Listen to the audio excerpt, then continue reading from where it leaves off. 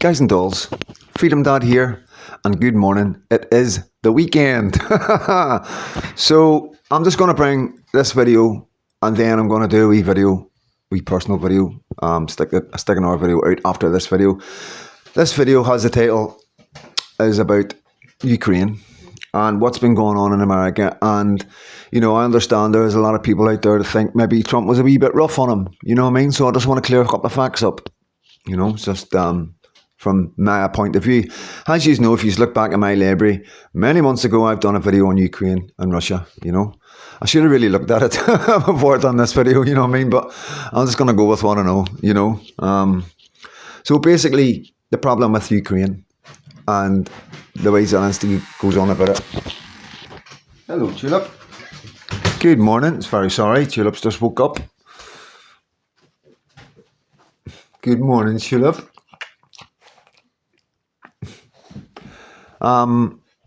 So basically, Zelensky's a grifter. Zelensky was put in there by whoever's in charge, right? We don't know what's going on right now, but we know that Starmer isn't in charge. We know the Bidens weren't in charge, right? We know there's somebody above certain governments in this world, right, that are making things happen and playing monopoly with our countries right now.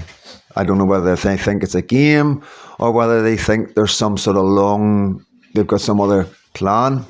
I'm not too sure. Personally, I think the immigration is to flood Britain, to cause problems, so then they can bring in laws, ID laws and security laws and all sorts of mad stuff that are going to destroy us as human beings. It's going to take all our rights away, we'll lose all our freedoms, and we'll just become numbers, you know. And it's a wee bit like what you've seen, what people talk about, you know, the War of the Worlds, and not the War of the Worlds, but, you know, 1982 was it? Or 1984, something like that. There's a lot of people who've covered this sort of thing for many years, have warned us that this was coming. And at the minute, we're sitting slowly watching it arrive. And I don't think enough people are shocked. Enough people are paying attention to the fact that what's happening right now, we have been warned about over and over again, over the years, going back 50 years, 60 years, people have been talking about this kind of thing happening. There's films about it, you know. The Hunger Games isn't far away, guys. It really isn't, you know. If you haven't seen The Hunger Games, watch The Hunger Games.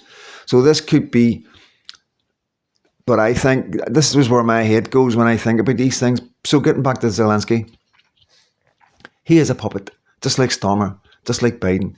He is controlled with the strings by somebody high above, you know. And he was put in there. He was a comedian, never a politician, just a clown that was put in there because he would do exactly what he's told. Now, the thing with Russia is Russia doesn't really bother anybody, you know.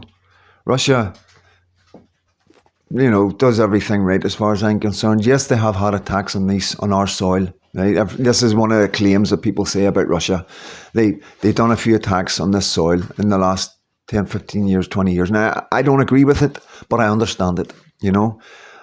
It's a nationalist thing. It's a patriotic thing. It's a treasonous thing. When you go against your country, I don't see a problem with that country calling it treason as a traitor and giving you the death sentence. Personally, you know, I don't think when it comes to things like this, you should ever be a traitor to your country. And that's just where I am. Don't shoot the messenger, guys. It's just my opinion, you know. I think loyalty is very important to your country and your country people, you know. And yes, Putin has poisoned people in his country. You know what I mean? He has, like, you know, and he's brutal. He doesn't forget, and he doesn't let people get away, you know. Okay, so strike one. You know, the thing we've really started all this that people seem to forget is Crimea, you know. And what you got to understand as well, that even though Ukraine had control, Crimea they were all Russian-speaking people, you know. The Donbass were all Russian-speaking people. What happened was these Russian-speaking people started getting attacked. And it went on for a wee while. Please believe me, I watched it.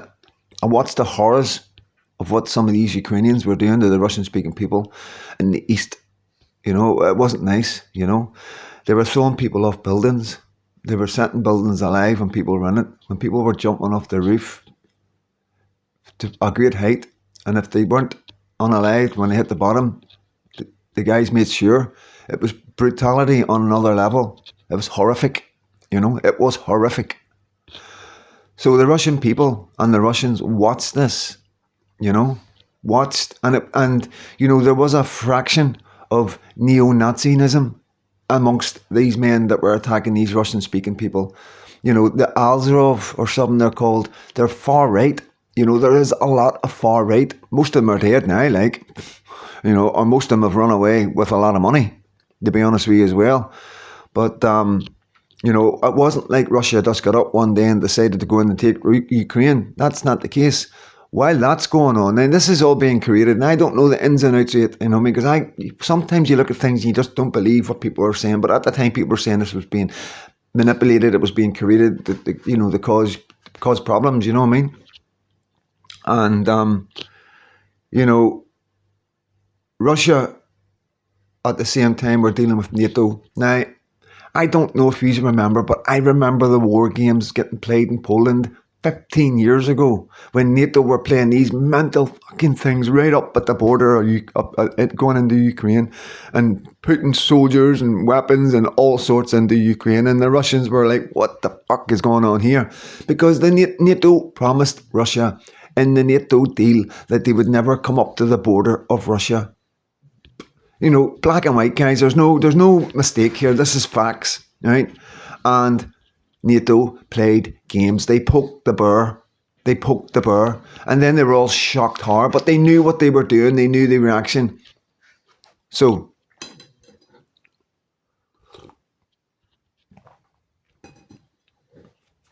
as you can see with Zelensky. So what you got to watch with Zelensky is everything Zelensky does, he is told to do. He is a puppet. You got to understand every movement, every word is controlled by somebody else, right?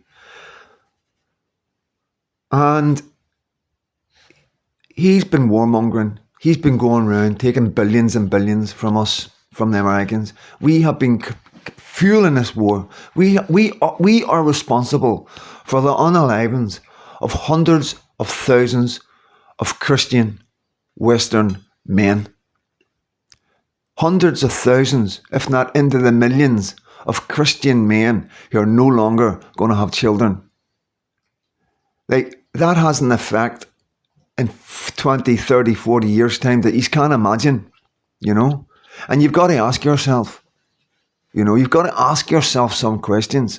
Because none of this makes any sense. None of it makes any sense at all. Russia were provoked into doing this. Russia have always been provoked into doing this. Russia did not get up one day and decide to just go into Ukraine. I promise you, he isn't Saddam Hussein.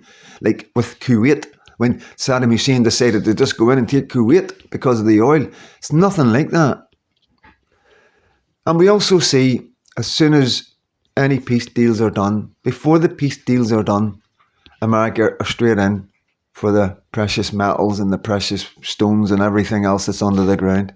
We know that Ukraine's got the most nuclear plants in the world or in Europe. You just got to Google nuclear plants. I've covered this.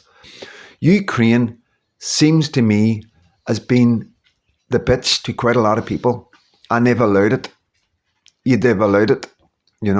They've allowed a man like Zelensky to run them, And now they're complaining. Now it's all bad and it's all pure Zelensky, and it's all big bad Russia. And at the end of the day, people like Trump have just had enough. Trump knows, just like I know, just like most people that are intelligent know the crack. It's just like our government are running his hand around Zelensky because he's got to. He's been told. They've all been told what to do. For some reason, they want a war. For some reason, they want to put a hole in the Western society, in us, because it's us that go to war. It's not the Muslim men that are coming into this country. It's not the foreigners that are coming into this country going to war. It's us. It's our men, our kids that are going to war, to go to fight the Russians. It's their children that are going to the war to fight us.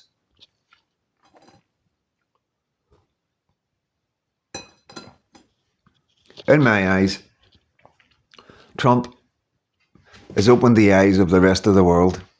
He's knocked all the bullshit on the head, all the misinformation, all the nonsense that the Labour Party have been saying about Ukraine. My council flying a Ukrainian flag outside their council block. Why? You know what I mean? Do they really know who they're supporting? You know what I mean? And this is nothing about Ukrainian. The innocent Ukrainians are not here anymore. They're gone. The men are gone. I'm not kidding you on, guys. These men are gone forever. You know? Zelensky was running about trailing old men and kids off the street. They were going into gyms and taking everybody out by gunpoint and putting them straight in their front line, and they're no longer here. They were going into MMA gyms and taking all the men out of there and fucking putting them straight in their front line. None of these men are here anymore. I've watched them. I've watched them all go. I've seen it. I've watched every single rocket, near enough. Every one that Russia has filmed and put online, I have seen. I have seen the destruction. When everybody in the Western world is saying how well Ukraine were doing, I'm looking at the internet and I'm gobsmacked how our government and our news people and the Sun especially constantly stick out propaganda and lies. So we all think that our money's doing something good, and it's never done anything good at all. Most of our money has went to criminals. Most of our money never even went to the war.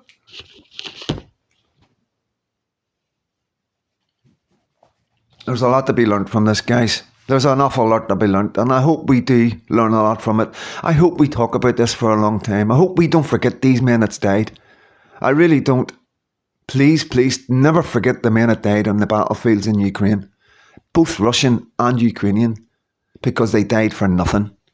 They died for absolutely nothing. They died because they were sent to suicide. They were sent to die. They were never sent to win anything. Come on, guys. They were sent to die. And we cheered them on. Our government cheered them on. This is so sad. I don't think people realise how sad this truly is. You know? How sad it is how our governments were wanting a war. We're happy with the war. We're loving sending money and guns and weapons and all sorts over, and even sending missiles over so they could fire into Russia. That's what we did. We're the only ones that did that. We sent our cruise missiles over there, and we sent men over there to fire them into Russia. Do you know how lucky we are not to be nuked? When President Trump is saying we are so lucky not to be in a World War III, please believe me, we are so lucky right now that Mr. Putin has got a wee bit more sense than most. And we should be very appreciative and thankful to the Russian people and President Putin for having restraint and freedom, Dad. God bless every single one of you.